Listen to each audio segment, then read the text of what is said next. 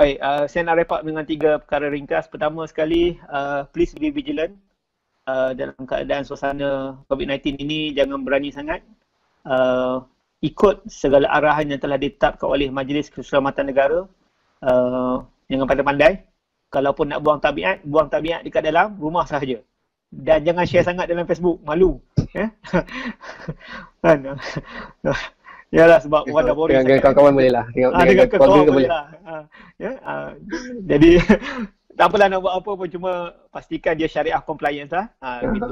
Satu, please vigilant, pastikan kita menjaga kebersihan, ikut segala saranan yang telah ditetapkan oleh pihak Majlis Keselamatan Negara dan juga Kementerian Kesihatan Negara. Pertama. Keduanya, COVID-19 ini bukanlah tempat untuk kita letakkan segala bebanan pada kerajaan. Jangan tuan-tuan rakyat buat begitu. Orang sepatutnya dalam keadaan sekarang, kita bersama dengan kerajaan, kita bantu kerajaan. Janganlah kita membawa budaya hatred, budaya kebencian.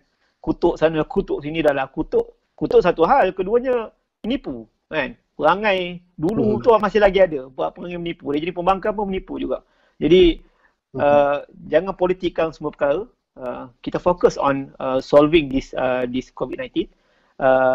Jadi, saya cadangkan, jangan pula kita terlampau memberatkan kerajaan. Bukan sebab saya dah jadi kerajaan. Pada saya, stimulus package yang sedia ada, yang mula-mula dibentangkan package pertama tu 150 bilion, sekarang ni ada tambahan bilion lagi duit untuk SMEs. Jadi cukup, sebab yang duduk dalam kerajaan ni pun rakyat Malaysia juga. Yang mereka juga menghadapi suasana yang sama. So mereka considering on all factors. Jadi janganlah kita menggunakan MCO ini untuk kita minta semua subsidi daripada kerajaan. Sedangkan sepatutnya yang kita subsidias adalah individu-individu yang betul-betul terbabit dalam perkara ini.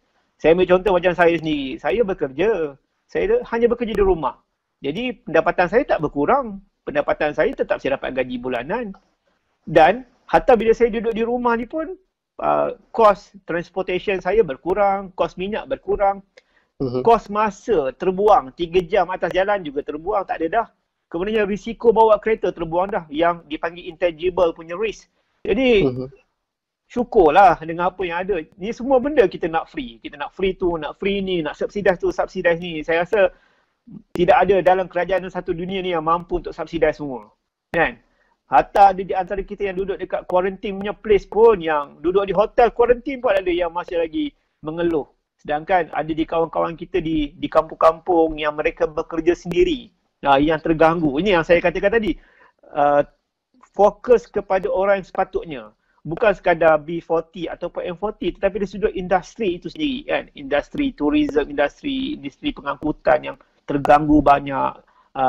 E-hailing yang terganggu. Kawan-kawan anak muda kita yang buat e-hailing. Jadi ini semua saya minta sangat supaya rakyat tolong bantu kerajaan. Kita minta supaya investment duit kita, the taxpayers money ini, fokus kepada yang sepatutnya. Bukannya semua benda nak disubsidi dan di-free kan.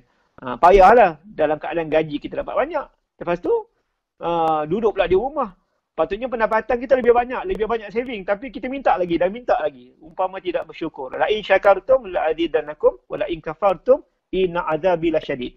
Sekiranya kamu bersyukur, la in syakartum, sekiranya kamu bersyukur, Allah Ta'ala la azidannakum, akan tambahkan lagi nikmat kamu. Wa la in kafartum, sekiranya kamu kufur, tak bersyukur, inna adzabi lasyadid, maka tunggulah azab yang besar daripada Allah Subhanahu Wa Ta'ala. Itu yang kedua dah. Dan yang ketiga, last sekali, kembalilah kepada Allah. Kan? Kita kembali kepada Tuhan. Kepada kawan-kawan yang bukan Islam, mereka ada Tuhan mereka. Kepada orang Islam, kita ada Allah. Ujian ini, inna ma'al usri yusra, inna ma'al usri yusra. Kan? Always kita baca dalam solat kita surah ini. Jadi kita tahu di sebalik kesusahan itu akan ada kemudahan. Jadi kesusahan ini adalah waktu Allah Ta'ala berbicara dengan kita. Dia sedang bercakap dengan kita. Dia bercakap dengan kita, dia kata, okay, what is your problem? Apa masalah kamu? So kita boleh duduk, kita boleh muhasabah, kita boleh tengok budaya hidup kita. Apakah budaya hidup kita ini efek kepada that COVID-19 ataupun kenapa Allah Ta'ala bagi ujian ini kepada kita. Kita muhasabah. Dengan suasana sekarang, definitely we need to change our behavior. Kita kena tukar cara kerja kita sebab definitely pasca COVID-19, kehidupan manusia dunia ini akan berubah. cara akan berubah.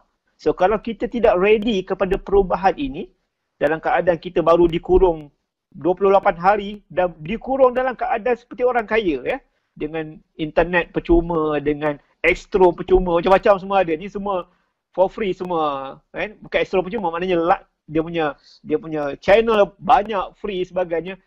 Dalam keadaan kita boleh duduk dengan family di rumah, kalau kita masih lagi tidak bersyukur, tidak menggunakan pendekatan ini untuk duduk rapat dengan Allah Subhanahu Wa Taala, bermunajat, berdoa supaya bukan sekadar kita dan keluarga kita doa supaya semua rakyat Malaysia diselamatkan dengan COVID-19 ini, maka kita menjadi golongan yang tidak bersyukur kepada Allah. Jadi saya harapkan agar 3 perkara ini sebagai konklusi untuk kita pastikan kita boleh sama-sama berdepan dengan COVID-19 ini dengan baik, dan saya yakin dan percaya Allah Ta'ala akan bantu kita melalui kebijaksanaan saintis, the professionals, the frontliners, dan juga kita punya kerajaan yang insya-Allah akan membuat ketetapan-ketetapan yang terbaik untuk memastikan kebaikan kepada rakyat secara umumnya. Terima kasih kepada all frontliners khususnya. Kami doakan daripada Pemuda Pusat, kami doakan supaya anda semua diberikan keselamatan oleh Allah Ta'ala, baik sama ada kamu Muslim ataupun bukan Muslim, tapi kami doakan supaya segala pengorbanan kamu Allah Ta'ala berikan kebahagiaan di dunia dan akhirat. Dan terima kasih kepada J-Pro. Saya seru kepada J-Pro, kalau boleh program ini dibuat setiap hari.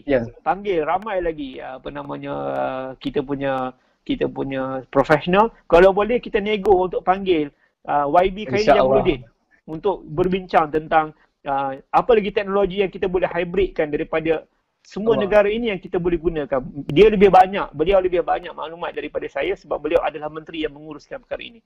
Kalau nak, saya boleh adjust. InsyaAllah saya try akan adjust. Tak ada masalah. Kita boleh communicate dengan YB Khairi untuk bersama dengan J-Pro. Terima kasih kepada J-Pro. Terima kasih kepada semua. Assalamualaikum warahmatullahi wabarakatuh. Ya, sama-sama. Waalaikumsalam warahmatullahi wabarakatuh. Dan kita telah pun berada di perakhiran dan sebenarnya banyak lagi soalan. Ada 3 soalan lagi dalam Facebook ni dan kita tak boleh tak sure lah kalau IR ada masa lagi ataupun macam mana kita nak nanti kita pass melalui kita return kita jawab return insya-Allah. Ya, baik. Terima kasih banyak IR. Semoga dimurahkan rezeki, dimurahkan masa dan kesihatan. Pada frontliner semua, stay strong, jangan putus asa. Kepada yang duduk rumah, stay at home. Jangan lagi-lari pula tempat lain.